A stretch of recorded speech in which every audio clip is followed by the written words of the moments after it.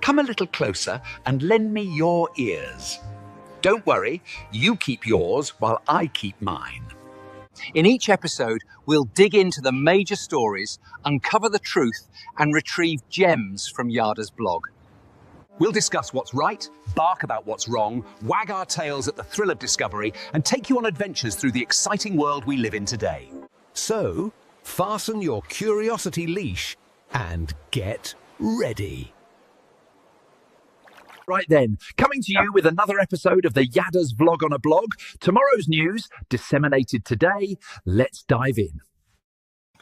No one has ever been introduced more proudly, humorously, in a vlog in all of time than the Wookiee does for us in that vlog. Thank you, John, for producing it for us. Today is a rather exceptional day. There are very few people in all of human history that can say they were alive during the fulfillment of one of Yahweh's 7 Moed Mikra. There have been 3 that have been fulfilled up to this point. Today, an hour and a half from now, will mark the fulfillment of the 4th. The Moedim are the 7 annual meetings between man and God. The Moed would speak of restoring witness to the eternal testimony. They are first introduced in the opening chapter of the Torah in Bereshith, Genesis 1, where Yahweh goes to quite an extent to describe the 2 luminaries. They are called Me'oreth, who are Gadol and Katan. One's older, one's younger, one's more prominent. The other reflects his light. And that they serve as signs to willingly fulfill these Moedim. 3 of them have been fulfilled. They were fulfilled in 33 CE, which was year 4000 Yah, by the Gadol Meor, who is Dod, the chosen one, firstborn son of God, the Messiah, the former and returning king, and our Savior for having fulfilled Pesach, Matzah, and Bokorim. He was the one who provided a prophetic narrative of his crucifixion and the fulfillment of Pesach. He then described how his soul would carry our guilt into Sheol on Matzah, and then told us how he would be the Bakor, the firstborn of firstborn children, the following day. They were fulfilled in year 4000 Yah, on the right day, in the right order. And the actual dates that they were fulfilled, the conclusion of Chag Matzah, was foretold by Dod himself as Gabriel in 555 BCE, when he reported to Daniel in my presence as Michael the exact day in 33 CE, year 4000 Yah, that he would complete the fulfillment of Chag Matzah. It is obvious that Dod is the Messiah, the Son of God, the returning King, and our Savior for having done these things, and that he did fulfill Pesach, Matzah, and Bokorim in year 4000 Yah, which is 33 CE. If you were alive in 33 CE, as I was, you'd have witnessed them. There are very few people, though I've said, have seen one, and no one in the last 2,000 years has witnessed the fulfillment of a Moed. But an hour and a half from now, Israel will enter the time of troubles, demarcated by the fulfillment of the Moed of Shavuot. And we'll talk more about that as we move through our program today. All right, we're going to start here on the vlog. On the blog, it is an innovative idea where blogs have been so very effective on Facebook until they ruined them, and X until it turned into an anti-Semitic swamp, where you can post a picture. This picture here was posted by the White House. And then they can comment on them. You can comment on their comment, which is what I'm going to do, but we're going to do it in a vlog form to comment on the blog. And here I would say that, all right, you've got your Donald that you need to represent as other than who he is, but you think maybe someone would tell somebody in the White House that James Bond was MI6, and that MI6 are the Brits that he keeps on demeaning. Yeah. If you want to have him be your superhero, you need to find an American superhero, and James Bond's not it. Right. Although I think they're very, very close on the angle of that gun there. They are. It is. I am not an advisor to Rahab, who is Satan incarnate. But it wouldn't take much of a twist and an itchy finger, and we could do the world a favor. Although it is Absolutely. not to be. It is not to be, because he is going to do exactly as he promised yesterday. Yesterday, he announced that he was going to move eventually when he was done here, and he's going to be president in the White House for another, at least another 4 years. January 29th of 2030, he's going to move to Israel to be prime minister of Israel. At that time, he announced that he was going to do that yesterday, something we announced that he was going to do over a year ago. He just finally caught up to our program. Maybe he's watching the vlog on the blog. We could give him some tips. We can give him some tips. He's going to announce that 29th of January, which is during Ramadan, is when he's going to arrive in Jerusalem to be prime minister of Israel. And then he's going to announce that he's God on the Ides of March, the 15th of March of 2030. And then on the 18th of April of 2030, Passover Day, the two witnesses will arrive to oppose him. Yeah. Now, my beautiful wife produced a song called Star Spangled Cosplay.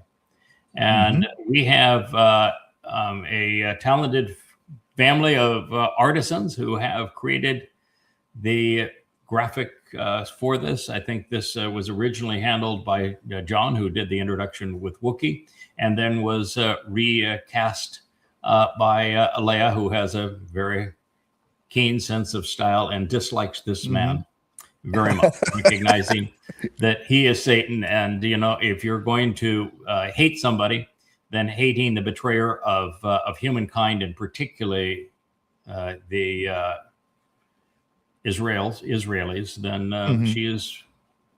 It's very personal for her. She is she's very eyes on Teruah, so it's very personal for her. We've had this conversation. Yes. Yeah, it's a thing that we'll go ahead and play the song, and then we'll talk about how things are going to happen on Teruah as to why she's particularly irritated by the dumpster. Here we go.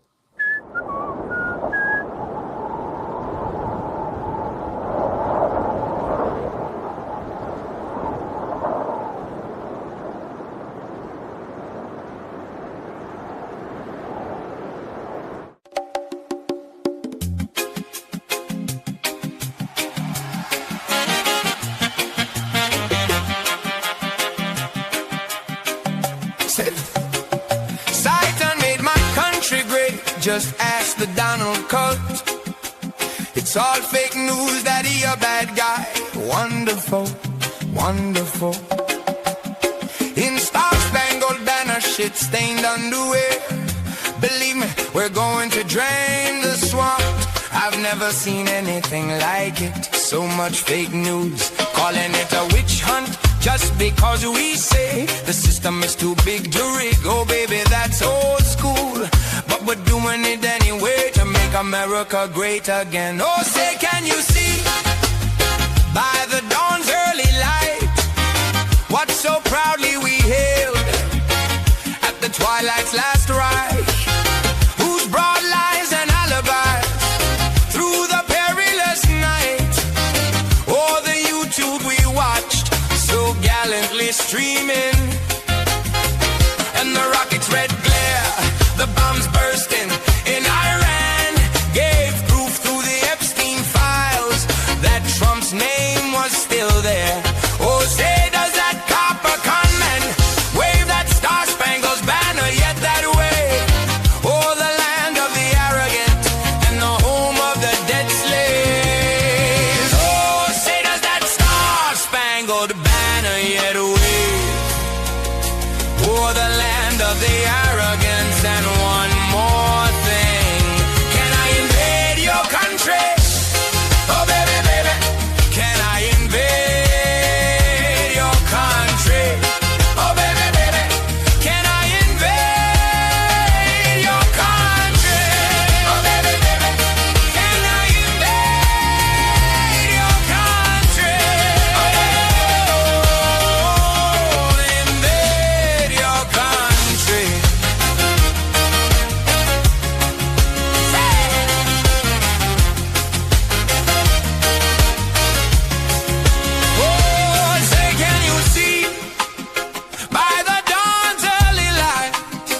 what so proudly we hailed Satan at Rahab last right, whose broad sex trafficking ring went on through the decades. Oh, the Truth Social we watched, so doom scrolling our doom, and the corruption, the theft, the murders and lies, the alibis gave proof through the evidence that Trump's name is still there, allegedly and unredacted. It's all predicted. Predators, grifters, unfuckables, and the cosplay president. I am predicated on who's your daddy.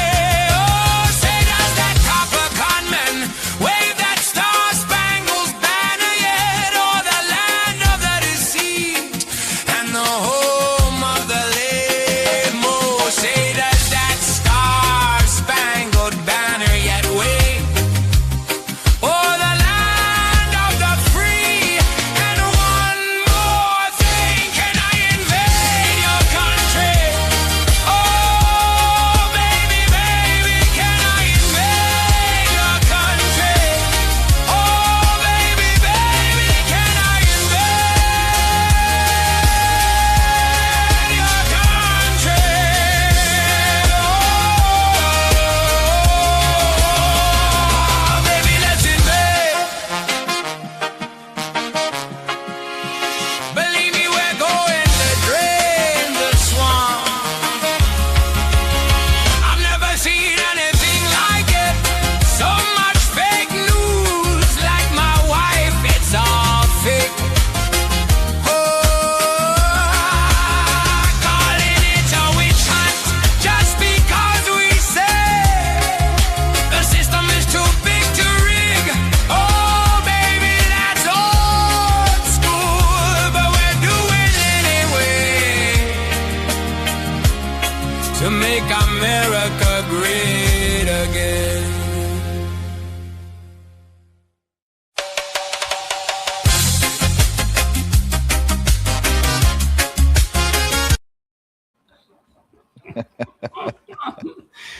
Did I hear you yesterday ask for a sign?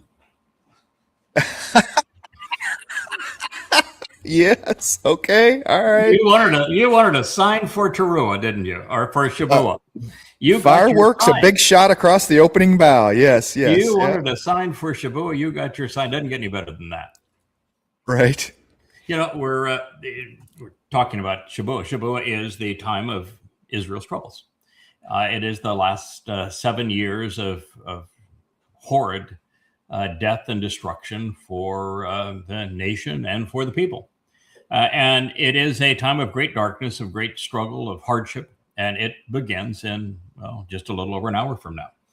And the single most important aspect of it is Israel's continued arrogance and stupidity. The fact that they have been on the wrong side of everything for 3,500 years. That's a long time to be wrong. And that's how long they've been wrong. And they continue to be wrong. And they're the country where Trump is more popular than he is any place else in the world. In fact, the only place in the world where Donald Trump has a majority approval rating, it's Israel. It's insane. He is Rahab. He is Satan in the flesh. The prophets have spoken. They're never wrong. Donald Trump is Satan. We're not saying that, I don't like the guy, so I think he's a bit demonic. No, I'm telling you, he's Satan. The prophets have identified him. We identified him based on what the prophet said almost 2 years ago. Mm-hmm. That is Satan. He is exceedingly popular in Israel. Something is horribly wrong with God's people. All right, so let's turn and speak a little bit about Israel. So, because this is all about them and their precipitous decline and separation from God. Mm-hmm. So, they want to claim that Shavat, by the way, you're pretty familiar with the Hebrew alphabet. Is there a V in Hebrew? There is no Vav, no. There is no Vav, no V. So you can't have a Shabbat. You want to read the Torah, you want to speak of the Torah, then you need to know there is no V. So you cannot have a Shabbat. We have a bet and for the home, and we have a wah for the tent peg to expand that home, and that's all we got, folks. That's all we got. We got a B, and we got a Beth, which is the B, which is for Be'ath, home, and Be'ereth, covenant, and Ben, son. You know, it's not Ven, son. It's not it wasn't Veneth Lakam. You know, it's B is a B, folks, and you know there's hundreds and hundreds of B words. They're all B's. You made it up, and there isn't a single Hebrew word where the wah is pronounced as a V. You know, it makes the O sound or the U sound. Full stop. Yeah. And it's actually even brought into English, where there are hundreds and hundreds of words that have O and W juxtaposed, because just like Hebrew, the wah is the W is a consonant vowel. So that's not the name. And if you read the Torah, you would know that is not the name. And so what they're saying is they're going to stay up all night and they're going to read the Torah. Bull. Absolutely bull crap. And they're saying that they're doing it because because in their tradition, the Torah was handed down on Shabbat. Now, I'm here to tell you that the children of Israel, when they left Mitzrayim, if they walked all day and all night, and they just walked as fast as they could possibly walk, they actually couldn't have gotten across the Sinai Peninsula by Bakodim. But, you know, still, Bakodim is a nice symbol of coming out of the water, you know, the breaking of the water and a child being born. From the time that they left, which was on Matzah, not Pesach, the time that they left on Matzah, it'd be 50 days to Shavuot. And in 50 days, you could have made it to Torah. But when they arrived on Choreb and Moshe went up the mountain, did he come down with the Torah? No. Saying here, they delivered the Torah. Did he come down with the Torah? No. No. He came down with a set of 10 statements, and he dropped them. Why did he? Why did he drop them? Because they were being religious. Aaron decided to be a good idea to be religious. Let's have a big religious party. Let's do it. And we're going to take the gold that was given to us to build the temple ultimately, and the object for it. We are going to use that gold to make a golden calf in the image of the Pharaoh's religion, the Apis the bull religion in Egypt. And so if you're celebrating this and you're a Jew, you're out of your mind. You were so obnoxious that all of those who were involved in that religious episode, God killed that very day. And there was no Torah being delivered. The first book of the Torah was dictated to Moshe, but it was dictated to Moshe after a 40-day period. They did not make it to Choreb in 10 days. Yeah. And when it was dictated to Moshe over that 40 days, he did not come down with it on a scroll. And oh, by the way, there's 4 more books on the Torah, but those books were actually written as the events played out over the next 40 years, not on Shavuot. So this idea that you want to make Shavuot the handing down of the Torah, the best you got is the 10 statements. And they were dropped because you were being religious. And so rather than reading that Torah and saying, oh, boy, we're going to step ahead. It's great to be Jewish, man. We're going to practice Judaism. You ought to realize that God hates religion, and particularly Jews practicing religion. And his response to Jews practicing religion has been consistent. I kill you. Yeah. So into the pit with you. Really bad idea. So obviously they're not reading the same Torah that we're able to read, are they? No, no, they're reading something else. Might start with a T, but they're reading something else. Must be Talmud, because cannot be the Torah, because the Torah stories pertaining to Jews are abysmal. They were never good, ever. It just one horrid episode after another. Yeah, there's just so much wrong in that. Here they this are. one, yes, called Idri. Of course, it's not Hebrew. Idri is not a Hebrew word. They claim that they're reciting this song, which is the holiest song ever for them, and not in Hebrew either, in Aramaic, which is the favorite language of the rabbis. Although they also, get into that blended language that is a combination of German and Aramaic that they thought was just so fun and throughout Europe. But the fact of the matter is that I want you to read the lyrics of this song, because I posted them up there for us to know. And what it basically says, not basically, what it says is, as Jews, our promises are worthless. We renounce all vows. So that brief moment where Moshe said, I'm speaking for God. Hey, this is what he is offering you. And they said, yeah, we hear it. We will do as God has said. We agree. They're renouncing that. They're saying, no, we renounce all vows. Our promises are worthless. And this is the holiest prayer of Judaism, repeated on Shabbat and Yom Kippur. Would you read it for us? Kol Nidre, our vows are worthless. All vows and binding statements and oaths, bans, restrictions, penalties, and every term that sets things out of bounds, all that we vow and swear, ban or bar from ourselves, from this Yom Kippur to the next Yom Kippur, let it be for good. Each one of them we regret.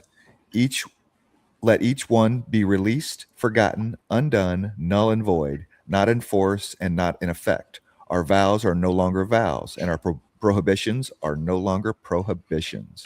Our oaths are no longer oaths. It reads like the Quran. I was just thinking the same thing. It's called the legal lie of the Quran. Truth doesn't mean anything. I mean, if you're Allah, you're going to say, lies are great. We love lies. That's Islam, rabbinical Judaism. This is their holiest song or prayer of the year, and what they're saying is, we lie, and we're going to continue to lie, and our word is worthless. Now, the fact of the matter is, they're telling the truth. Mm-hmm. Yeah. You're telling the truth about that. You're a good liar, a really consistent and habitual liar. That's probably not a good thing, but that's what they've chosen. And why wouldn't somebody just question that and say, that's really, really bad. Wrong language, wrong message. Yeah, I don't understand the tie-in from Yom Kippurim to Yom Kippurim. It's a day of reconciliations. It's when Yahweh reconciles with his people. And the only thing that is oaths or bindings being thrown off is Shemitah, every 50 years. So it's like, and that's not about oaths you take. That's about the land being given back. That's about, freeing slaves. Whether they're doing it on Shavuot or on Yom Kippurim. Shavuot is what number of the annual Moedim It's a cycle? fourth. It's a fourth. Mm-hmm, it is. And Yom Kippurim, what number is that? It's 6. Fourth and 6. How many are there? 7. So is it the time of a new beginning or of an end? So if you're going to have a cycle, can it be the cycle of a new beginning or an end if you're paying attention to the Torah? No. Didn't even get that right, did they? No. And Teruah is their Rosh Hashanah, head of the year, when things begin. So what, Yeah, It not just according to makes no you. sense. Right. God said the Yeah. year begins on Not- Abib. Yeah. But there's no correlation between rabbinic Judaism and the Torah. None. None. Mm-hmm.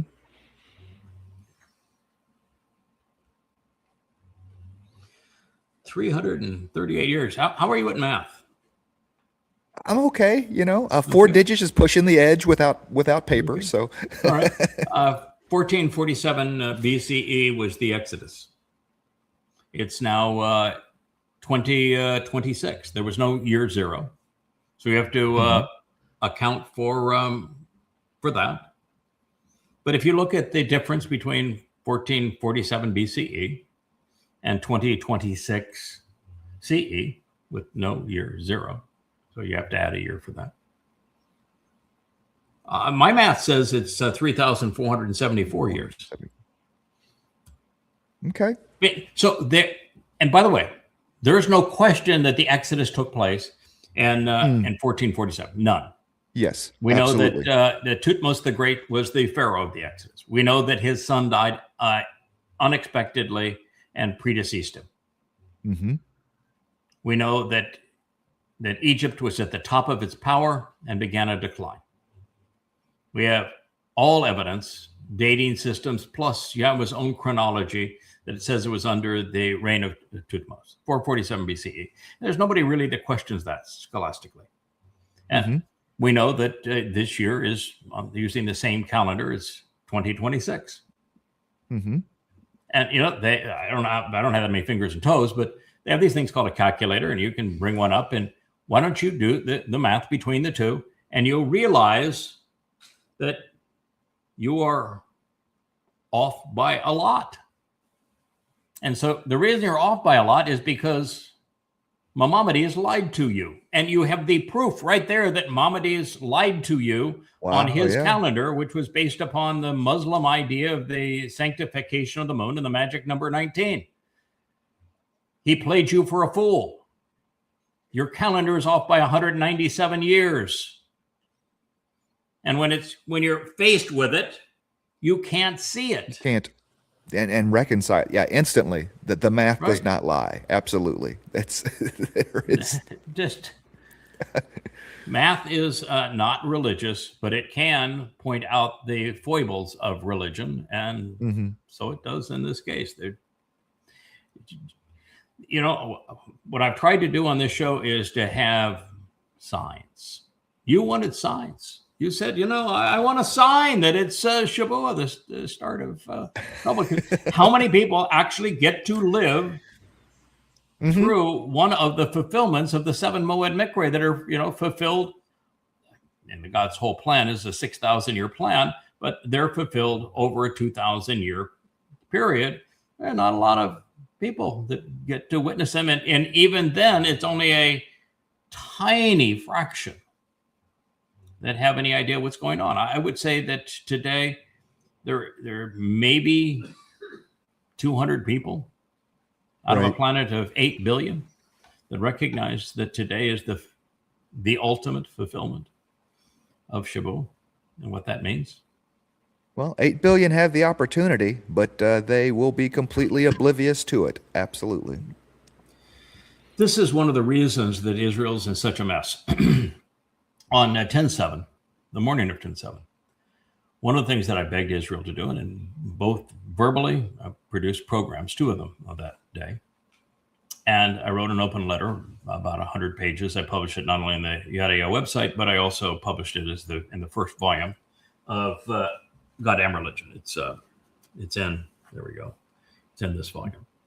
By the way, for the pictures today, I think they do look a little better.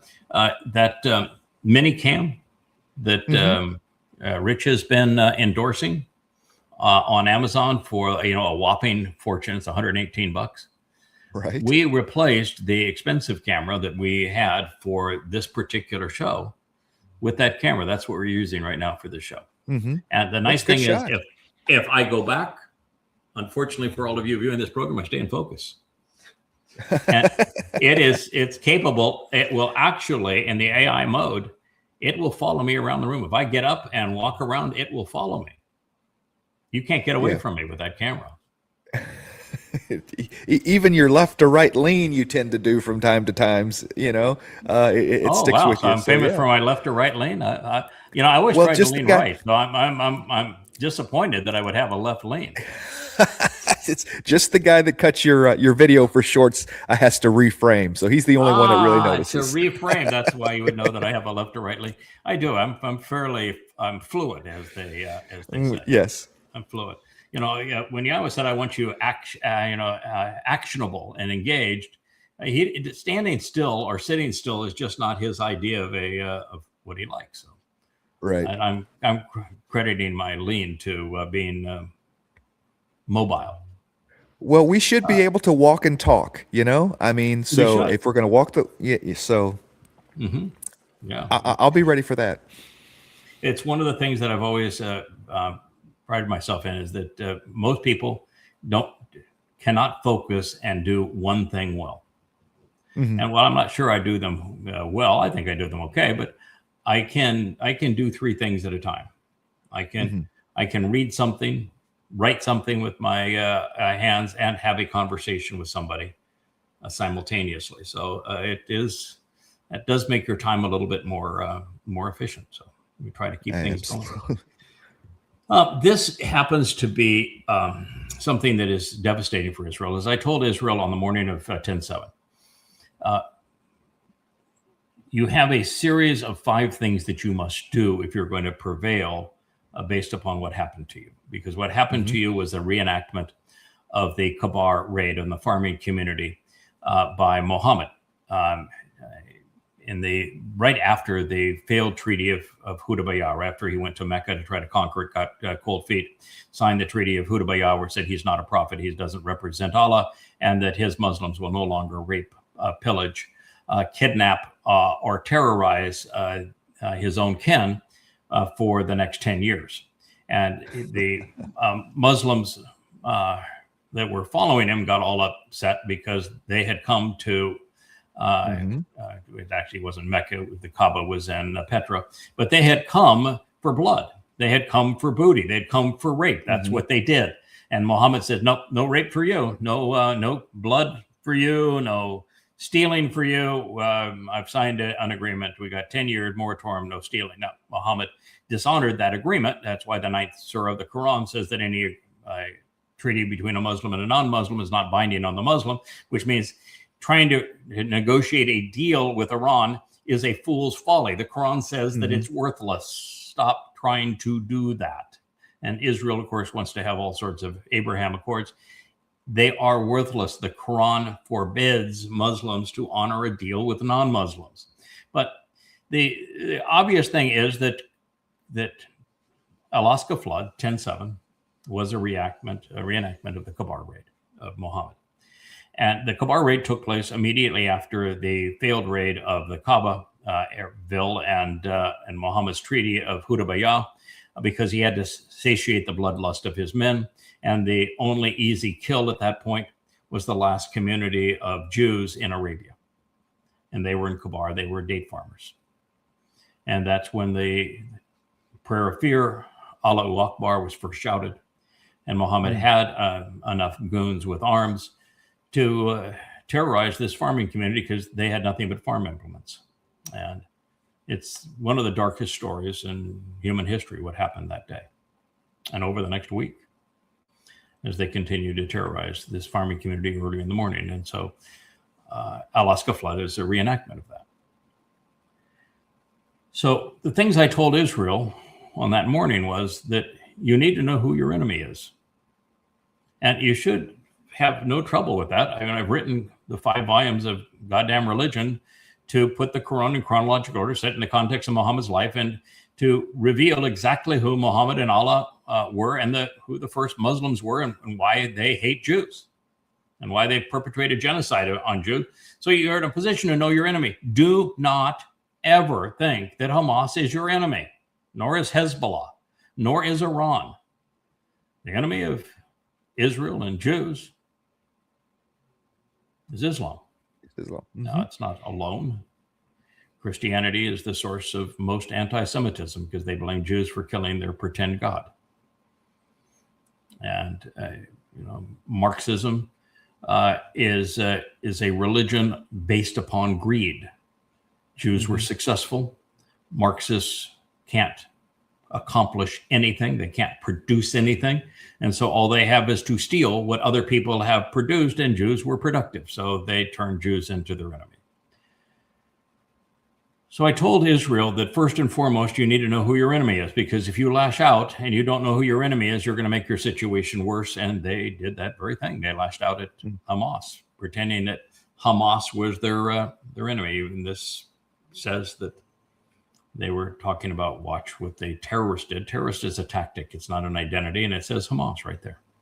The majority of those who came in on 10/7 were just average Muslims and tenny robbers. Yep. And Hamas is just nothing but an Islamic club. They were screaming Allahu Akbar, not Allahu Hamas. It shouldn't have been difficult for you to figure this out. But you're bright people and you couldn't, and you didn't. And I said, if you don't do that, everything else you're going to do is going to fail. The second thing I begged them to do was to document every travesty. Don't bury those bodies right away. Don't cover up anything. You must do a very thorough, not only autopsy of every body, but you must document and photograph without filters every disgusting thing that took place this day. No exceptions, no filters, all raw data. And if you don't do that, you're going to lose the war of public opinion. And the war of public opinion is a far more important battle than the battle that took place on 10/7/23. And I understand that Jews have sensibilities that say, you know, the family has suffered enough. We can't have them suffer more because their daughter or son's body is shown mutilated or raped or whatever.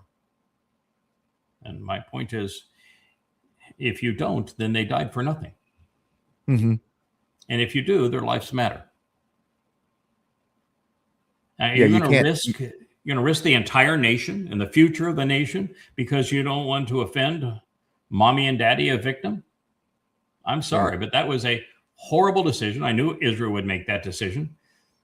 And I knew that as a result of that, Israel would lose the moral high ground. They would lose the war of public opinion, and losing the war of public opinion would isolate Israel and cause them to be hated around the world.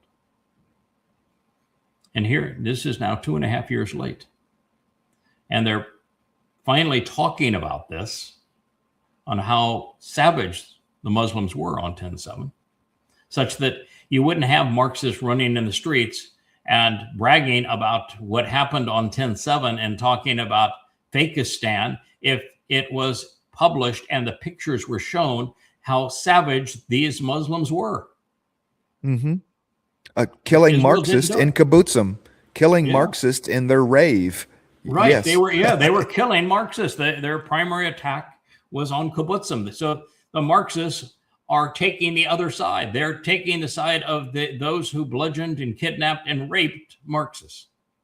But so just Israel did a really crappy job of the first two things they had to do right. Know your enemy. Declare war on your enemy, because they declared war on you 1,400 years ago, and document the crime. They didn't either. And then, of course, Israel made the next mistake, which I said is, if you go into Gaza thinking that you're going to solve this problem with bullets and bombs, you're going to make the situation vastly worse. The answer on Islam has been the same since 9/11, when I wrote Tea with Terrorists. And in Tea with Terrorists, I said there's three things you have to do with Islamic religion and the terror that it inspires, and it inspires 99% of the world's terrorist act. You have to come to know the nature of the religion. That's why I wrote Prophet of Doom. That's why I wrote the 5 volumes of Goddamn Religion.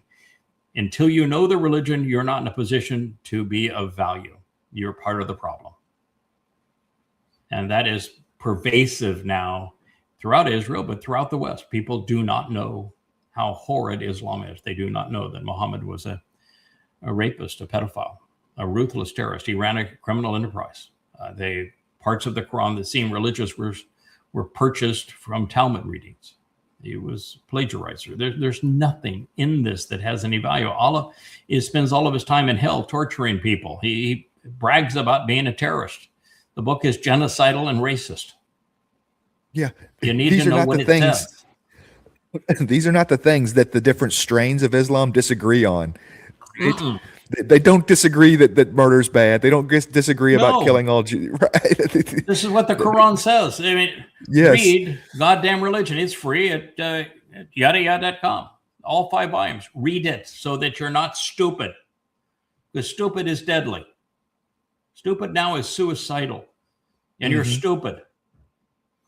So the things I told them, that if you go off and attack them with bullets and bombs, you're going to make more of them than you kill. You're going to flatten Gaza, turn the world against you, come to the perception that you're the genocidal ones when it's been Muslims who have been genocidal for 1,400 years. I mean, the first 100 years of Islam, they killed 1/3 of the Earth's population. There is no group of people who have ever been more genocidal than Muslims. And that's an irrefutable fact. And Muslims perpetrated genocide on Jews during Muhammad's life. Jews have never perpetrated genocide on anybody. In fact, there's more Muslims in Gaza today than when they started. But they lost the war of public opinion, and they went after a religious foe with bullets and bombs, and that never works. And they still can't learn that lesson. They've gone after Hezbollah now twice that way, or 3 times that way, and Iran twice that way, about to be a 3rd time that way. They cannot seem to learn the lesson that bullets and bombs make a religious zealot more zealous. Yeah. They excel at doubling and tripling down on stupidity, that's for sure. On stupid, on stupid. I'm sorry, Israel, but that's your problem. Yes. Trump said he would win California if Jesus Christ came down to count the votes. First of all, there was no Jesus Christ. First of all, okay. First of all. Second of all, God is anti-political. Third of all, there is no indication that God would be democratic. One time, the children of Israel were democratic and voted for a king. God said, that's the dumbest piece of crap decision you ever made. Let me tell you the 12 reasons why your democratic choice of Saul as king is going to bite you in the buttocks.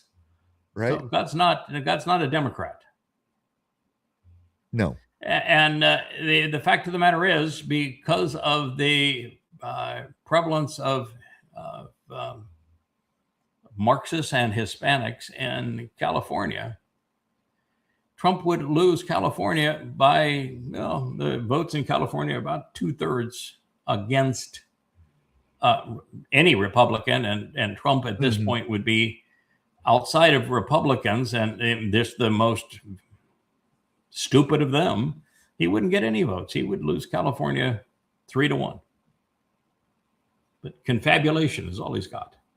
Well, with Paul being adversarially possessed, and we know who Rahab is, maybe he's leaning a little bit that, hey, if my satanic guy Jebus came down, then I'd have somebody on my side, right?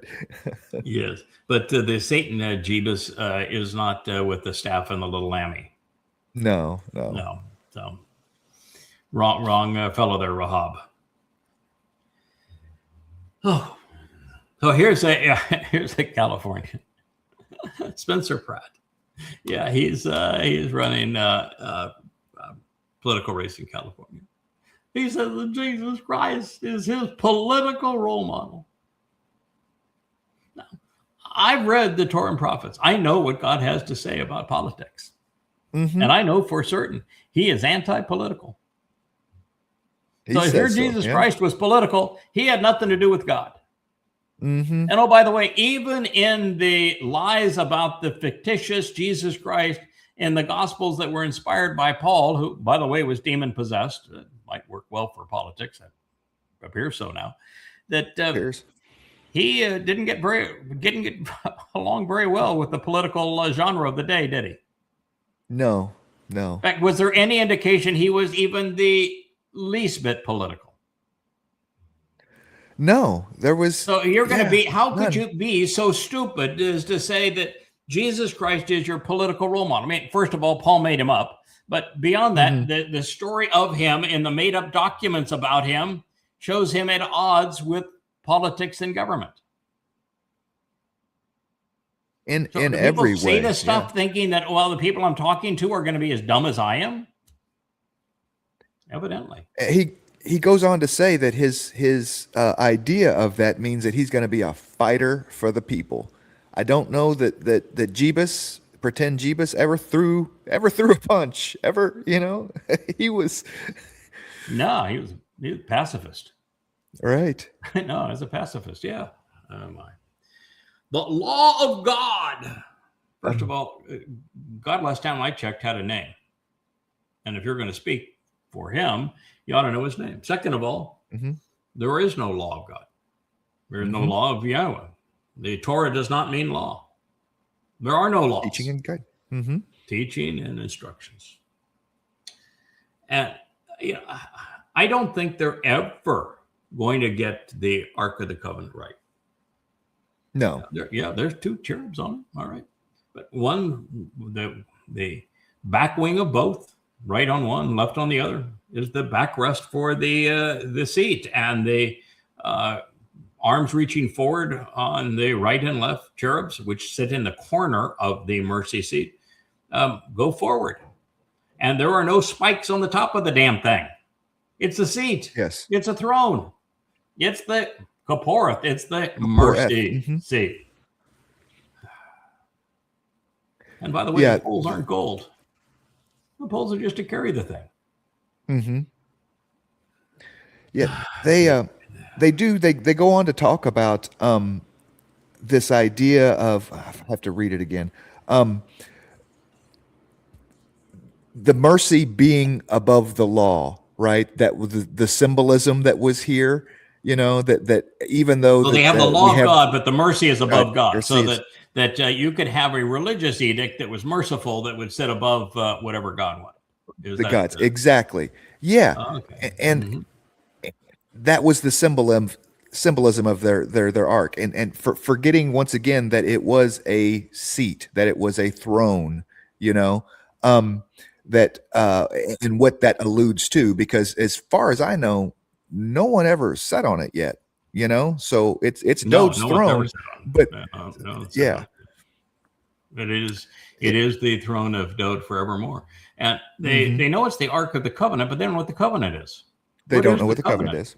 Yeah, and covenant's first condition is to walk away from Babel, which was the integration and commingling of religion and politics. That's the first thing that you have to do if you want to be part of it. You got to follow Sarah and Abraham out of Babel. Walk away from your father's house. Walk away from man's customs. Walk away from the family of man if you want to be part of God's covenant family. And they want to promote it as walking to and embracing religion and politics. Yes. Yeah. Or no. Yes, that's what they're saying. And no, that's not right. Don't do that. Yes. Okay. So these are just more signs as to, yes, we're in a really horrible time, and that it's because Israel has its head up its collective tuchus, and that the rest of the world is in a death spiral, and that Donald Trump is Satan, and that he is beloved in Israel, is all indications that, the next 7 years are going to be really, really, really rough. So Israel chief says the military is on the highest alert over the Iran war. I don't know if you know it, but other things have happened the last couple of days. Israel is becoming more and more isolated from Trumpomania because Israel is a scapegoat that Trump can use to back out of responsibility for the Iran war that he can't resolve. Second is that the U.S. has run out of THAAD and other defensive missiles. In the first 3 weeks of the second Iranian war, America went through half of its THAAD missiles. Wow. Yeah. And the rebuilding up a stockpile would take a decade. So America, you just might as well count America out. I mean, if he's going to go back in, I mean, the Ayatollah announced today as a religious edict, unchallengeable by the people, that their enriched uranium is not leaving Iran. Right. So there you go. And they have made it very clear they're not giving up the Strait of Hormuz. They view that as Iranian international waters, or Iranian waters. So the two things that America wants the most, they're not giving them up. And U.S. intelligence indicates that that all but two of Iran's some 80 missile batteries that dominate the Strait of Hormuz are still intact. So 78 of 80 missile batteries are intact over the Strait of Hormuz. Iran has declared absolutely unequivocally, they sent out new maps just yesterday saying this is the toll booth and the tollways of our control over the Strait of Hormuz. Right. And the Ayatollah has said, under religious order, unchallengeable, that the enriched uranium is not leaving Iran. And Trump's not unless it's on a rocket. Unless it's on unless it's on the head of a rocket heading for an American asset or Israeli asset. Russia announced that they have unequivocally and absolutely Iran's back, as did China. Trump's blockade is completely a waste. He's got 15 ships there, and the ships that go through or stay in Iran's international waters close to the shore where they have the missile batteries. America can't do anything. They stop and board one ship in hundreds, and they can't, of course, board a Chinese ship without starting a war with China. Right. And China is only 90% of Iran's oil exports. America doesn't have any cards to play. If they bomb Iran again after this wait, then Iran will destroy the Arab petrodollar fiefdoms. America's just flat out of cards. It has nothing. And when a despot like that has nothing, then they typically lash out at the easiest target, and the easiest target will be Israel. Yeah. And Israel will be left to fight a war that they have 0% chance of surviving alone. They can't not only win it alone, they can't win it with the United States. They have 0% chance of winning it with the United States, but they can't survive it alone. They can't even survive it with the United States, but they will be abandoned, and they cannot survive it. Netanyahu's testimony at his bribery trial has been postponed because of the fact that Israel is very close to going back to war with Iran. There was a abnormally long cabinet meeting, going like 6-7 hours, which typically only take place if they're planning another war. And the IDF's on the highest alert. You want to sign? That's your sign. Yeah. It's a war that Israel cannot survive.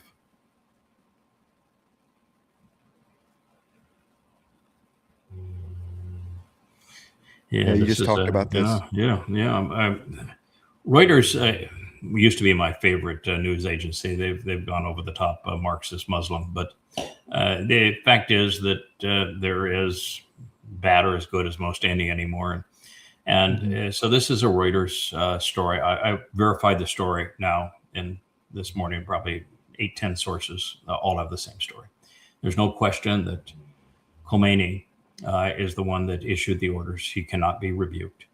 And that it is that Iran will not send its enriched uranium out. And if they have tritium, which is, they had a tritium reactor. And so I don't know how much tritium they were able to make. But if they have tritium, they will triple the yield of their bombs. And rather than having enough to make 15 or so, they can make 45 if they have tritium. If they don't, they're stuck with 15 bombs. And they have the missiles to deploy them. And that was, by the way, that count of how many bombs they could make with or without tritium was a year and a half ago. Yeah. And they are continuing to mine. They're continuing to refine. And the length of time from 60% fissile purity to 87% per bomb is about a day, and per centrifuge array. And they have countless of these things, hundreds of them. And so it's a high likelihood, it's 100% is already weapons grade. Most of it's probably already put in warheads. So that's where we are. And the fact of the matter is that Israel killed the wrong Khomeini. Yeah. Bottom line. Old man Khomeini, jerk as he was, he had a fatwa against building a nuclear bomb. His son and his son's cadres with the Islamic Revolutionary Guard Corps, they're all in favor of it. And so they killed the wrong Khomeini. Israel and the United States, rather than pushing back the Iranian nuclear ambition, they solidified it. I mean, Israel under Father Khomeini had the ability to put together a nuclear bomb over a 15 years period, and they didn't. And now, after this last attack, they will. Now, I don't think it means all that much, actually, the nuclear program for Iran. I think Iran is quite satisfied using their drones and their conventional missile warheads. I think they're so adept at them and having such great results with them.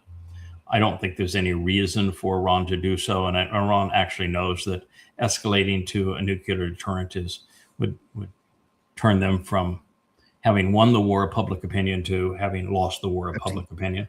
So I don't think that we're going to see that from Iran. I think we're more likely to see the United States or Europe respond to a precision strike by Russia of conventional warheads for the U.S. and Russia killing Russians. Europe and America killing Russians through Ukrainian proxy, and the Russians responding conventionally, but with very sophisticated weapons, and pushed into a corner. I can see Europe starting a nuclear war. I can see Trump starting a nuclear war because he's Satan, but I don't see Iran doing it. But we know we are going to be in a nuclear war, so it's going to happen over the next 7 years. I don't think that Iran's the place that's going to start it. Yeah, there's nowhere that Iran could put a nuke that they wouldn't want. I mean, they want the Temple Mount, they want Yisrael, right? So I mean, you don't nuke it because at some point we want our mosque there. We want the rah-rah, the status of it. Yeah, they can't detonate something in Tel Aviv because it would destroy the Temple Mount in Israel, and they want to claim that on behalf of their religion. So it puts them in a and the way the planet rotates on its axis would blow it all back into Iran. So that's not what they want. And the prophets are quite clear that while there will be a nuclear holocaust, the prophets say that it's Iran that's going to amass the millions of mujahideen terrorists that come into Israel. They're going to come in by foot. These are people. These are jihadists, not nuclear bombs. So you don't have a nuclear bomb that sneaks in through the bedroom window. No, and that, God's got them depicted coming in over the hills is so thick that the hills turn black. He has them as individuals, not as bombs. Yeah. But you want a sign? That was a pretty good sign. That's a good one. We're in a horrible position. This is It's pretty amazing. The research now is that 1.2 billion people worldwide are living with a mental disorder. Now, we know that religion is a mental illness. Christianity, Judaism, Islam. We know Marxism, politics can be a mental illness. We absolutely know that the MAGAs are mentally ill. I can tell you that the conspiratorialists are mentally ill. So I'd be actually surprised there's only 1.2 billion people who are actually mentally ill, and that you've got 7 billion people who are sane. I can swear to you that there aren't 7 billion people, sane people on this planet. Right. We'll have to talk to the AMA about their guidelines on mental illness. Their then guidelines we'll have to fix them up. Yes, with that. I think if you ask Yahweh what is mentally ill, he's going to have every Christian, every Muslim, every Marxist, every MAGA, and every conspiratorialist is going to be in that mentally ill category. And you're not going to have 1.2; you're going to have 8.2. Yeah. 1 in a million get out of this. Yeah. Yes. And by the way, his treatment for this is the same treatment he used on the base of Mount Torah. Sure. Yeah. The earth is going to swallow the earth. We're going to incinerate you, and the earth is going to swallow you. Yeah. That's his cure. Well, this is definitely goes in line with my idea that you can't find one person on the face of this earth that can honestly tell you things are getting better, or things are going to get better, or has a positive outlook about the way things are going. So none. People they just feel it. They just know it, That's absolutely true. I grew up in Southern California. I went to school at the University of Spoiled Children, USC, downtown. LA. I lived there. My first business, I built offices downtown Los Angeles and showrooms for my companies. And so I have quite a history of being in. I grew up in a suburb of Los Angeles, so I've lived there all my life. Well, I lived there until I couldn't stand it anymore. At about 30, early 30s, I hightailed it to Virginia. What I was looking for is a community that was still behind the corruption curve, because it was the handwriting was on the wall here. I actually left during the right after the Rodney King riots. When I couldn't go to I had a factory there that was 400,000 square feet. That's, by any standards, a pretty good sized factory. And it was in Torrance. And when our FedEx driver was shot and killed delivering packages because so many crazies there were armed and shooting people, and rather than going to lunch, we were going to the shooting range so that the pistols that we were packing we knew how to use them. I said, this is probably not a really good life. I think I'm going to leave here. Yeah. And it was during my youngest son's almost wedding. He was already divorced, and it was really a wedding. But during his almost wedding, he was married at the Justice of the Peace, and they had a ceremony that I was told would be unreligious, that I would have no contact with my ex or my son, that decided he would be a real disingenuous idiot. And so it didn't turn out as promised, and the whole thing fell apart anyway, which was predictable. But since we had a day free, since Leigh and I left right after the wedding, didn't even stay for the dinner after the wedding, I had a chance to give her a tour of where I grew up, where I went to school, where I worked. This is what I saw. Yeah. Feces, drug needles, deadbeats, everywhere. When your cities in America, and Los Angeles, second largest city in America, when your cities are infested with feces and rats and drug needles, you've got a problem. Yeah. This is not good. And it's everywhere. It's everywhere. It's not even the homeless weather in Southern California. The same thing happens in Minneapolis. The same thing happens in Philadelphia. The same thing happens in Portland, you know? So it's, yes, anywhere large amounts of people congregate and gimme, gimme, gimme, this is What what did you God get. say about large concentrations of humans? They're always bad. Bad. He says, I regret creating them. Create When 'em. there are many of us, we're always bad. So that's why if you're wise, you are not going to live in a city. Yeah. I like it in Missouri. We're comfy in the middle. We're the last people to know anything, to have any trend or anything, you know. So you talk about being behind the corruption curve. That not a lot really changes here. No, it's true. There are places in Missouri that are actually fairly attractive. My father said he was born in Missouri and lived there most of his life. Right. And and I made many trips back to Mexico, Missouri, just I know exactly to where. see where he was born. His grandfather was or his father was Benjamin was it was tough living and product of the Great Depression. Yep. And my father did not come out unscarred. And then he went in World War II and became even more scarred. And what I saw grow out of that was racism and hate and anti-Semitism and all sorts of really nasty things, exceedingly aggressive politically. And I left it all. And when I go back now to Mexico, Missouri, what I see is it's infested with the Hebrew roots movement and other cults that have tried to blend Judaism and Christianity together as if two despicable wrongs somehow makes a right.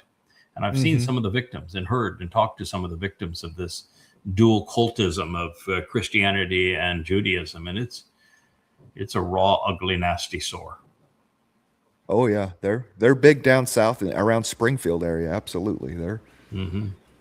Well, Branson, they call Branson the Las Vegas of the Christian world. You know, every Christian has to go to Branson for the shows and the Christianity stuff that goes on there. So, yeah, there's something worse than Christianity, though. It's Christianity and Rabbinic Judaism blended together, where they create a new name for their Jesus, and he's Yeshua, and they try to celebrate some of the feasts, and they bring rabbinic lies and Christianity's myths together. And I just think it makes for a far more egregious religious experience than either one of the two religions independent of one another. Right. And of course, they're at odds with each other. Christianity claims that the Jews killed their God and that the Torah is null and void. And in Judaism, Goyas are terrible and the Messiah is yet to come. So they're at odds with each other. Why would you try to take two things that are opposed to one another and blend them together? Two wrongs do not make a right, do they? They do not. And never going to. This is interesting. You know, the Trump, under almost no fanfare, had another one of his, I don't want to have to deal with Congress. They don't like me.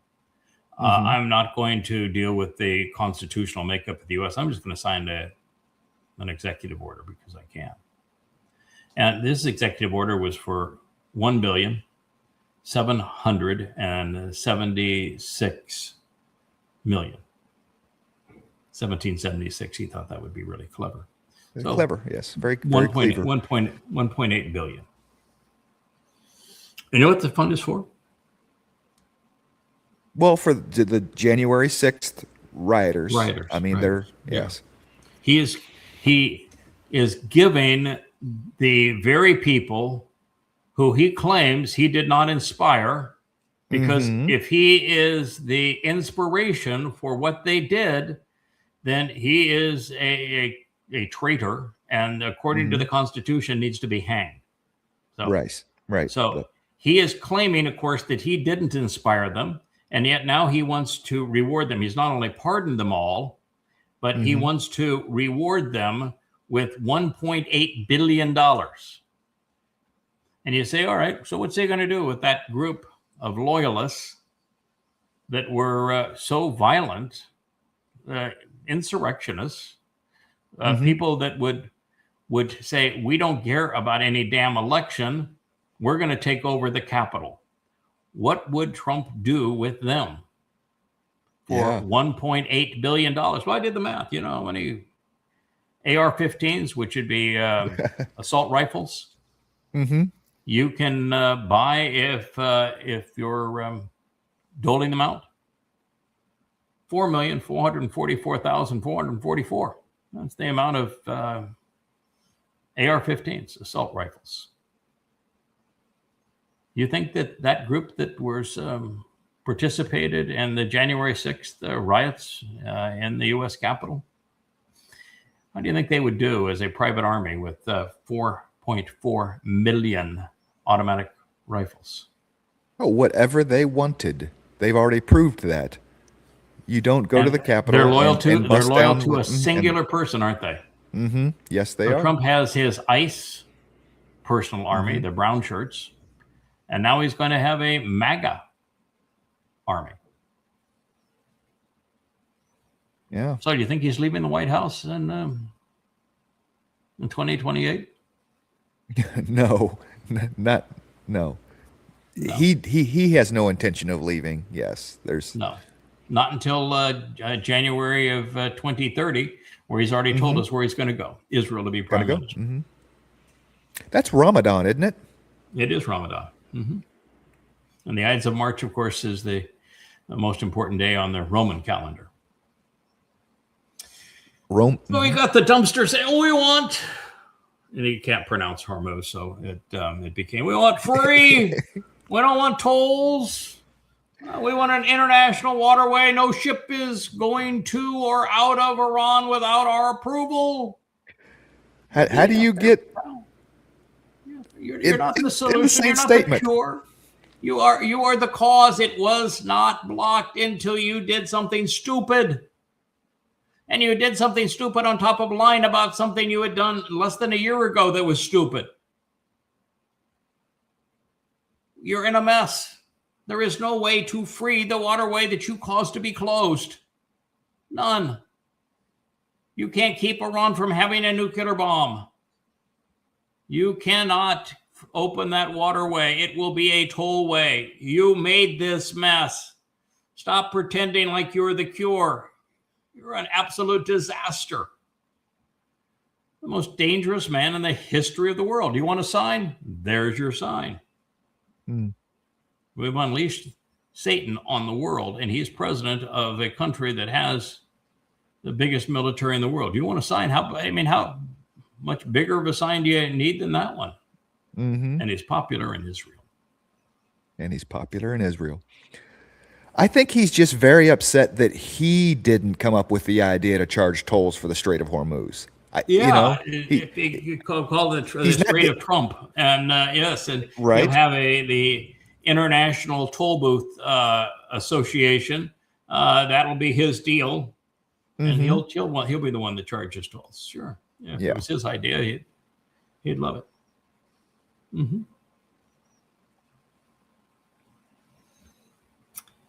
Oh, wow. The thing about Massey, and Massey is scumball in terms of Israel. We care more about Israel than anything else. Massey is a raging anti-Semite.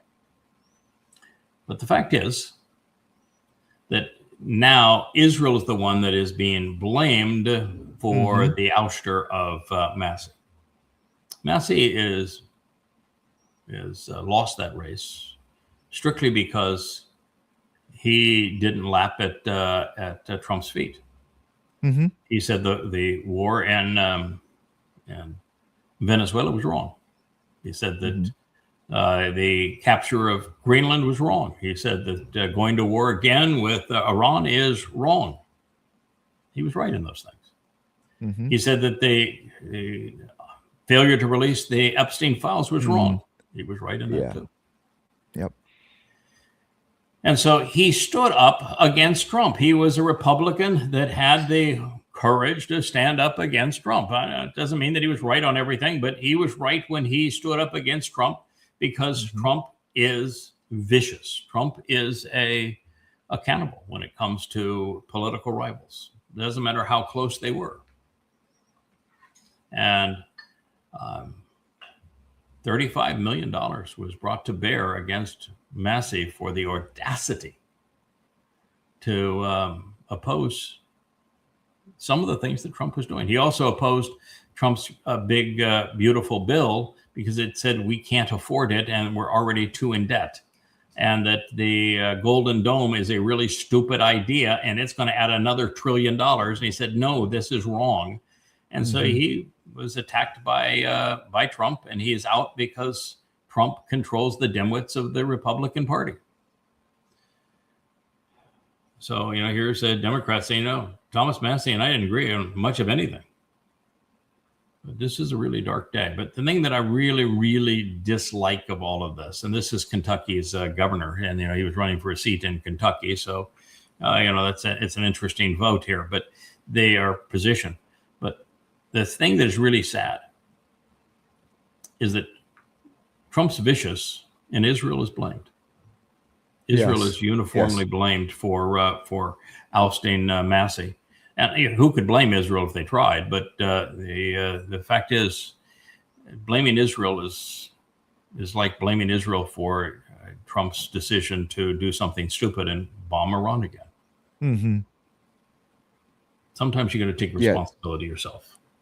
They're missing the prime mover, aren't they? They're lashing out at the I'm reaching up just to look at the clock. I'll have to go to our website at some point, but because it's tracking sunset in Jerusalem, I think it's going to be a non-event as it relates to something dramatic. God doesn't do signs and wonders. It's going to be exactly like the fulfillment of the last three Moed Mikra. You can look at those, and you'll see that nobody noticed when Dod fulfilled Pesach or went into Sheol on Matzah or returned on Bokurim. No one noticed, and so there should be no difference in the fulfillment of Shavuot. And in fact, when the prophet Yeshaya talks about the harvest aspects of Shavuot, he's keen to say no one notices. No one notices, no one cares. And the timing, of course, actually, even though we've got our clock set to sunset, which begins Shavuot, which marks the time of Israel's trouble in Israel, to sunset in Jerusalem, the fact is that Shavuot for all of us begins at sunset where we live, and so where we are in the Atlantic time zone here in the Atlantic, it's not until another 7 hours from now, and Shavuot runs 24 hours, so it could happen any time over the next 31 hours from our perspective, and it can happen any time over the next 24 hours for Israel's perspective. But what it's demarcating is the time of trouble. And when the Shavuot harvest happens, it's so few people and for such a short period of time, and none of them are noticed. You have to slide it over or get rid of me to see it. It's 0 days, 0 hours, and it's just going to show very few minutes. But you can either slide it over or slide me out of the picture. I could lean, I guess. That would help. Don't do that. Don't do that. 11 minutes. 11 minutes in 27 seconds. That's sunset in Jerusalem, and from that point, you'd have 24 hours for there to be something else. But as I say, my whole presentation here today is to share with you the signs of the fact that this is the beginning of the time of trouble. You asked for signs. I'm delivering the signs. I aim to please. I'm a full service host there. Right. All right. So just set them up. Yeah. For example, tonight we will celebrate Shavuot, and we will do it. I already have our 2 loaves of bread. We have lamb. We're going to have a lamb. We're going to have 2 loaves of bread. Of course, there is talk about a bull, but I don't do that because I view it would be like being a cannibal. So I just on the holidays I don't do that. I have no problem having a good steak, but I'm not going to do it for Shavuot. And I Okay. don't like the taste of goat as much as I like lamb. So we're going to have lamb. And we have our 2 loaves of bread that we will show as the wave offering. But of course, all of that is indicative of the fact that this is a time of a harvest of mature grain, which is ready to be put into loaves of wheat bread. And the fact that there's 2 loaves speaks both of both houses of Israel, and the fact that there's Goyim and Yisraelites that are part of this ingathering. But we know the ingathering is so small and so meaningless within this world that we disappear and nobody notices. And I think that Shabuah is fulfilled in 2 phases. I know for myself, Kevin, that over the next 31 hours, I can't get enough done. I just can't. We're not leaving the yadayah.com website with the new homepage that I envisioned. It's ready. We seem to have some delay in getting it launched. We can't get the calendar on time, which I've asked for, and I'm not comfortable in that until that's done. I have 3 books that I was writing concurrently. We have covers for them now. I'm in the final editing and contribution to all of them, but I'm just not a perfectionist, but I'm not sloppy either, and I'm in the midst of trying to flesh them out and complete them. I can't do it in 31 hours. So if I were to be disappointed, I got a sense of that last night. I got a sense of that last night of work. Yeah. Let's get it all on the table so that Let's get it done. We got a lot to accomplish, and if I were to try to pull us out now, we'd have to say, you're out of your mind, God. I mean, look at too many pieces are in motion. Too much needs to be done. We're not leaving under the best of circumstances. We have more to do. We need the extra year. And you want to have a couple of years where we're out of there and Israel is all by himself, then that's your call. We're not going to get in the way of that call, but right now we're not ready. And I've been working at it hard for 25 years, but we're just not ready. And so I'd be really disappointed if we were to disappear. I think the argument as it was laid out in Ethsara did a really good job of explaining precisely, the math, the day's difference between going with, a Shabuah on 26 or a Shabuah on 27. It really did, and I've been comfortable with it since you came out with it. You know what I mean? That I understand it. It makes sense. The pieces fit for that. And clearly, this is the fulfillment of Shabuah. It is. Yes. It is 9 minutes from now. This is the fulfillment of Shabuah. The primary purpose of Shabuah is to mark we're entering the time of troubles. A lot of prophetic ink is on this. It's going to be a disastrous period for Israel. Israel's put itself in a terrible position, which is why we're talking about the signs that affirm that Israel is in this mess. And it's our job to tell them this is the fulfillment of Shabuah, and you are in this mess, and the next 7 years and 4 months are going to be tremendously bad, and it's not going to come to an end until Teruah in 2033, which is year 6,000 Yon. Your calendar is 197 years off, so you're clueless, and you don't even know what Teruah is. You're still celebrating a Babylonian holiday. So for you, it's not going to end well. For most of you, but yes, I think it's a 2-phase thing. This is something that is just so sad, and you look into these faces of these kids. They're all wearing their religious skull caps, their kippas, and they're. This is Gen Z in Israel, and the headlines reads, and it's published by the Times of Israel. That a journalist was in the midst of these and said, they got mobbed by far-right teens. And it was during a flag march. And it was distressing. And it's no surprise because it's common now. The Gen Z in Israel is a real problem. Israel has 4 things that are destroying it right now. You've got the 25% that are ultra-religious that are parasites. You have the 25% that are Marxists in Tel Aviv that have literally no value. They can't contribute anything, and they're senseless.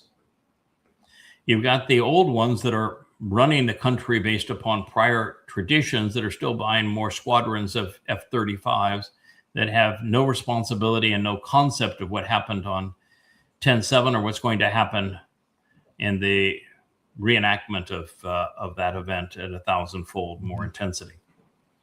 And then you've got this, the Gen Z thoughtless, moronic rage, hopelessness. And it just couldn't be worse than what we're seeing.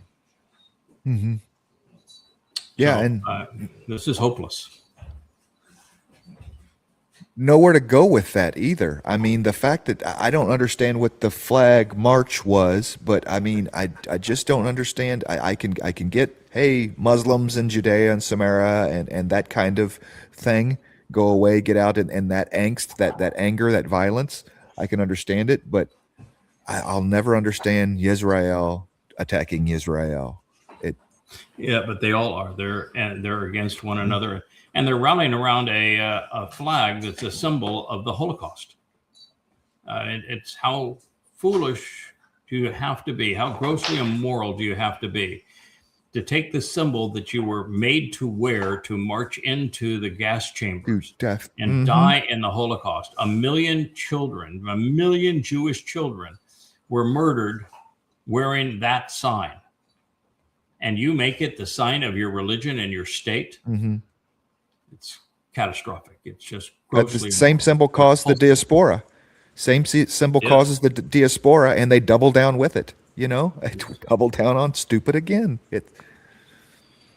Oh, this is the other thing that is so irritating. Christians thinking that Jews are treating them unfairly. And I understand that the Haredim spit on Jews, on Christians. Mm-hmm. And it's disgusting that the Haredim do that, but that's what they do. And the Haredim are becoming more and more prolific in Jerusalem, where the Christians want to hang out. But let's be clear: the Christians in Israel are grossly anti-Semitic. They hate Jews. Christianity is the most anti-Semitic religion ever conceived. I mean, it was conceived based on the idea that God turned on the Jews because they killed him. And that's the foundation of Christianity. That he turned to the people he told them never to associate with because of their religion, but he changed entirely at a moment's notice because the Jews killed him. That's the basis of Christianity. And so Christians got nothing. This guy's got his nose up in the air. They've been anti-Semites and put Jews in ghettos for 20 centuries. So no, I've got no sympathy for them. And I got no sympathy for Israel thinking that they should coddle them, because this religion is the religion of the Holocaust. Mm-hmm. But I also it was legal. I understand that Jews spitting on Christians just puts them in a position where the Tucker Carlsons can have a field day and team up against them, because Tucker Carlson is not going to tell you what I've just told you, that Christianity is anti-Semitic for lying about Jews killing their man god. How embarrassing that is for Christianity to claim that the basis of their religion is God turning on the Jews because they killed him.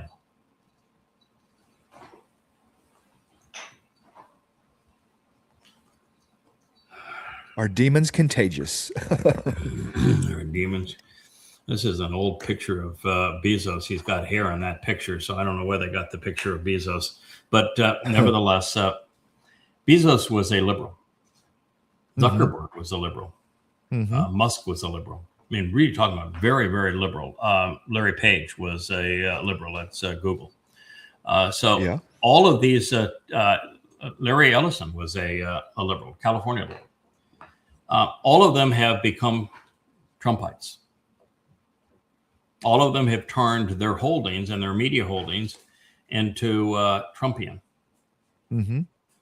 So that Ellison's ownership of CBS, he fired everybody that was liberal and has now a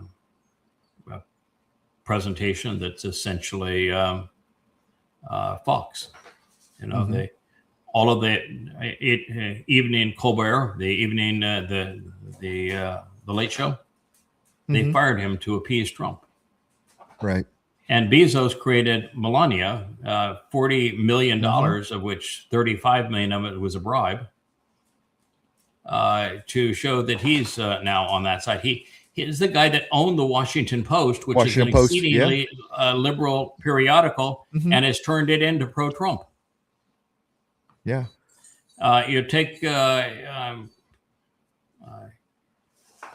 Musk, and he was always voted Democrat, was always a liberal, and now, you know, he's a sycophant, part of the Trump circus. And you look at Zuckerberg. I mean, he was left of left. Yes. They had you know, thought police that if you mentioned Biden's son's laptop, you were ousted because you couldn't speak against anything the Democratic Party had to say. He was such a leftist. And now you speak out against Trump, your account is stymied. So what happened to these leftists that they're all now trumping Trump? And it's either that the demonic nature of Trump is contagious, the demons are contagious. You get around Satan and you're going to find yourself demon infested, and they've all got it. Or more likely that Trump, as a mobster, says we can do this the easy way or the hard way. And he said it to all of them. You know, if you Make them a deal they can't refuse. Side with me, I'll cut you in on the gravy train. And if you oppose me, we'll turn the full force of the U.S. government, which I control, against you, and we'll run you out of business. Those are your choices. Now, I want to tell you something, a little story here. 1915, we had a similar event happen. That the wealthiest Americans bought every major U.S. media outlet in 1915. And they controlled what could be said in those newspapers and the radio stations. J.P. Morgan was the lead investor in that process. He did it on behalf of Colonel House and Woodrow Wilson. What was the result? Oh, Federal Reserve. And? Oh, well, World War One. World War One. Federal Reserve, income tax, IRS income tax, and World War One. Those are the three things that came out of the last time elites like this rallied around a president to control the media. We got the income tax to confiscate productive people's wealth and to use it so that you could bribe the unproductive to vote for you. We got the Federal Reserve to destroy the currency to make certain that the government could spend whatever it wanted to on weaponry and control mechanisms, and that the people's assets would be destroyed. And we got the most hideous World War I, where people died of chemical agents and in mud pits for nothing. The Lusitania was deliberately sunk, but there was no rival voice. So the last time we played the game that Trump is playing right now with Bezos, Zuckerberg, Larry Ellison, and Elon Musk, we got those three things: wealth confiscation through the IRS, the Federal Reserve, so a central bank to confiscate your savings and devalue the currency, and World War I. So what do you think is going to happen this time? Yeah. You want your sign? I give you a sign. There's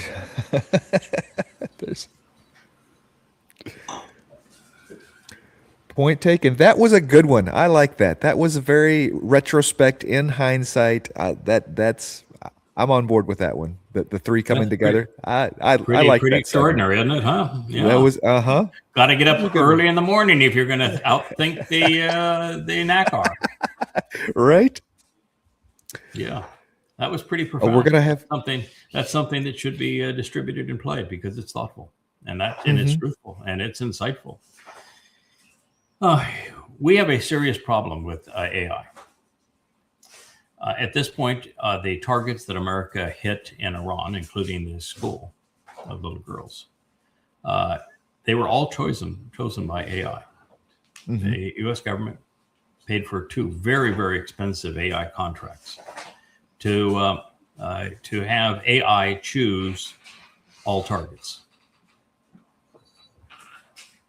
And now Israel and the United States are both fielding AI-driven battalions. And so the AI will tell you where to shoot, what to shoot, who to kill. What they say, but there'll always be a person in the loop. That was the deal with the AIs for the targeting for the U.S. in the Iran war. There's always a person that actually pushes the button go. And that person is educated by and influenced by what? AI information it's getting. Yes. Yeah. Not to mention, what if he's having a bad day? He's off his game, missed his coffee, any number of, Yeah, you think that person's going to be better informed and going to say, no, I've checked out all of the pictures. I think that's a girls' school and that you're wrong on that target. Do you think he's going to do that? Or just going to say, all right, no, that's AI did this. Go. Yeah. AI is in charge of who lives and who dies. I'm curious. We have this AI and special operations will have a human in the loop. It's this blanket term. Does the Pentagon's obviously using Planeteer's system of some sort for their AI, correct? It's a private organization. Well, they have many contracts with Palantir. There's no question about that. But they're using OpenAI. They're using Claude. They're using the chatbot. They're using standard AI. They're not. They're using. It's not like there's special servers, Nope. underneath the Pentagon. No. This is AI that is being built in wherever mid Missouri. With the acres of that's running the Pentagon sauce, huh? That's running the Pentagon. Yep. Unbelievable. We did it to ourselves, and it's just a matter of time before the AI chooses who gets nuked. Well, yeah, and that's the same AI that we're using to talk about suicide with, and the same AI that we're teaching, how to make pictures of celebrities without their clothes on. This is right. That's same one. We deserve what we get. We really do. We deserve it. We are. You want a sign? AI is your sign that it has destroyed the ability to think and even to live. It'll rob millions, in fact, billions of people worldwide of employment, and people when they're not working are even worse than people when they are working. Yes. It will rob an entire generation of thinking independently. It will blur the lines between reality and make-believe throughout social media so that nobody can tell is it real or not. Yeah. So garbage in through social media, you have no idea what's real or not. Total control of the thought process and what you can say on social media based upon the AI deciding whether you get electricity or not, whether your bank account is accessible or not, whether you're attacked by a drone or not. Yeah, that's the world that we're in and not headed to. Yeah, right. And you think that since this is the single largest investment in the United States now, it's driving the U.S. economy and world economies, do you think they're going to turn it off? No. Not at billions for one site in central Missouri. Kehoe, the governor, Billions and billions, announced the other tens of day. billions, and sometimes. Yes. It's upwards towards $1 trillion for these data centers that are running AI. Mm-hmm. And you think that, at this point, and the things that matter, I can think rings around them. And I will always think rings around them in the areas that matter. My judgment will be much better, and my knowledge base will be much better in the things that matter. Things that don't matter, everything else, there's no one's going to be able to compete with them. Yeah. Wow. Well, at least we got one guy in the loop. That's good, right? And he's wearing a mask. Wearing a mask and got a helmet on. Oh, so Jerusalem Post has a opinion piece. Jerusalem Post, which is run by Marxists, mind you, has an opinion piece where they want to tell Donald Trump, who is Satan incarnate, that he should not negotiate with the devil in Tehran. Now, you think that somebody at the Jerusalem Post, which is in Jerusalem, isn't it? Yes, it is. Okay, yeah, and that was the home of the prophets, wasn't it? You're right. They can walk right across the street and read them, as Kirk likes to say, right? Yeah, read them. Wouldn't you think? And by the way, when you're running a newspaper, you can read, right? Well, we hope. That's okay. We hope. And the prophets wrote in Hebrew, right? Hebrew, right? And this is in Israel, where the national language is Hebrew. Hebrew. Okay. And the prophets were really clear. They said that this man, the Copper Khan, he is the embodiment of Hasatan. Rahab. Yes. Yeah, the embodiment of Hasatan. Like, you can play it again, can't you? I can, absolutely. Let's awaken the Jerusalem Post as to who the devil really is, just so they know. Here we go.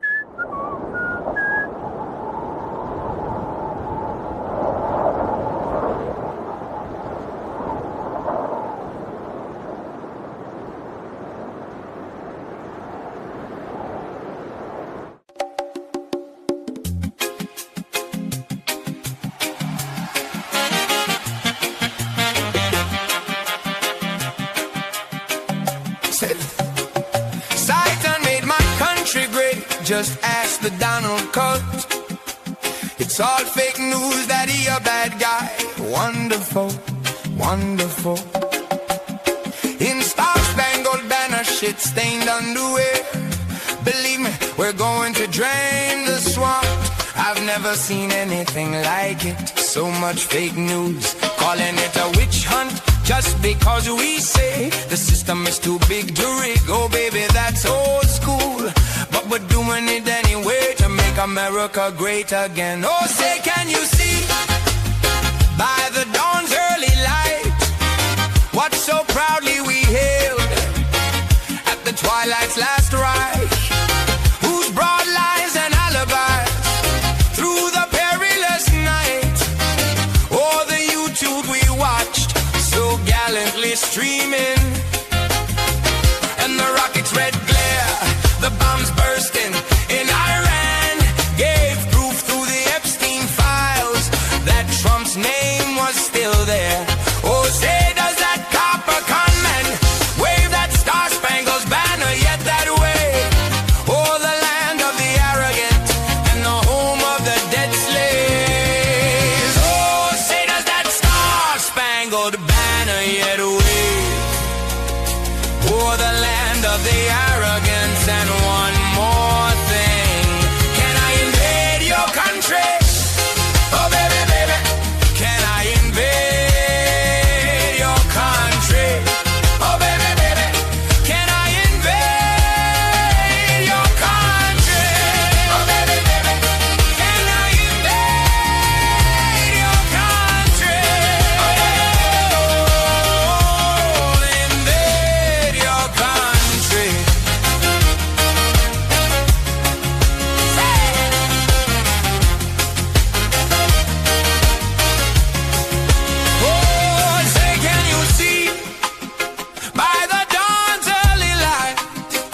but so proudly we hailed Satan at Rahab last right, whose broad sex trafficking ring went on through the decades. Oh, the truth social we watched, so doom scrolling our doom, and the corruption, the theft, the murders and lies, the alibis gave proof through the evidence that Trump's name is still there, allegedly and unredacted. It's all predicted. Predators, grifters, unfuckables, and the cosplay president. I am predicated on who's your daddy. Oh, say does that copper conman wave that star-spangled banner yet, or the land of the deceived and the home of the lame? Oh, say does that star-spangled banner yet wave, or the land of the free?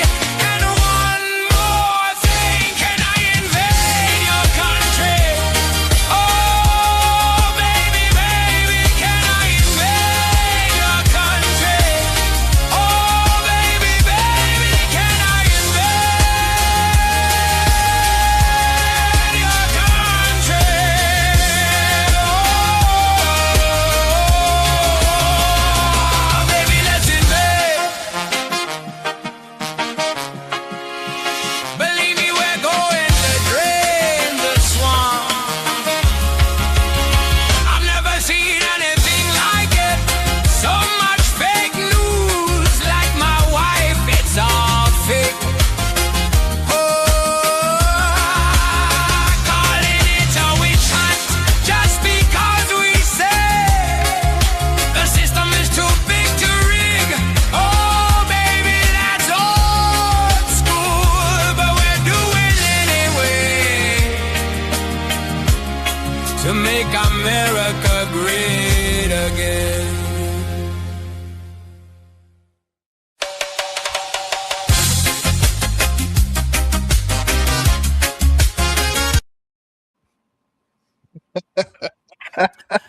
You asked for a sign.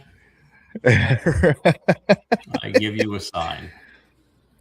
What Fireworks what indeed. could you want than to be at a moment in time with the fulfillment of Shabuah, introducing the 7 years of the time of Israel's troubles. And they are a vassal of Donald J. Trump, who is Satan. It doesn't get any more extraordinary than that as signs go. And Yeah. to realize that Yahweh, through his prophets, told us exactly who he would be, described him to a T. His sexual perversity, his egomaniacal nature, his deceit, his deadly force, his even goat comb over hair, the fact that he was an old fart. He described him exactly, told us what country he was going to come from, what he was going to do, how he was going to do it. Read the prophets. I told you what they said long before he proved it. And yeah, it says, I'm going to invade your country. Get which country he is invading, Israel. He even admitted it yesterday. I'm going to Israel. I'm going to be your prime minister. Mark your calendars, 29 January. We're in Ramadan. 2030, 4 years from now. You'll be run out of American shame by that point. But you'll still embrace him in Israel. He's the second coming of Cyrus, after all. But he is Rahab. And what Yahweh said about Rahab is he will make you all sorts of promises. He's going to protect you, you know. And then when it comes to protecting you, he's going to do nothing. And then you want it to be really raw on that crow that you're going to bite down on Israel? Craving this arrival of a Messiah, an unnamed Messiah at some unknown time that's going to be a warrior that's going to save you?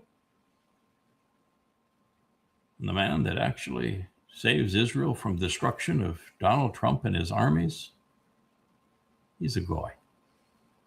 And he's not the Messiah. But he knows him really, really well. Because he's his daddy. You want a sign, Israel? You want a sign, Kevin? I give you a sign. Mm-hmm. The devil himself, Donald Trump. Pretty good program, I think. Kevin, I think I served up another at least 20 posts that we could talk about, but we've got a family hour this evening. We have another song that hopefully we'll be able to deliver. It's on Israel committing the greatest crime in human history is the song this evening. I know we're trying to buff it up a couple of the one scene in it that was repeated a couple of times that I didn't care for. I know they're trying to clean that up, and you're trying to create the transitions. You are our trans man. And then they'll lay in the lyrics, and hopefully we'll have that for this evening. And I really look forward to being able to play that. The song happens to be based upon the lyrics that I wrote for the 3 Coming Home series that we're getting close to publishing. So they're lyrics that I wrote on behalf of Yahweh to his people on this day, for this day.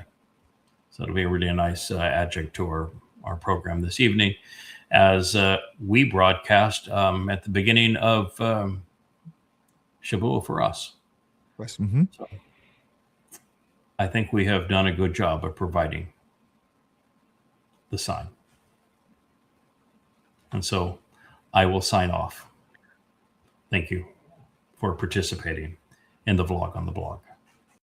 Hey there, thanks for tuning in. That was Fetch. Gotta run now. Catch y'all on our next podcast.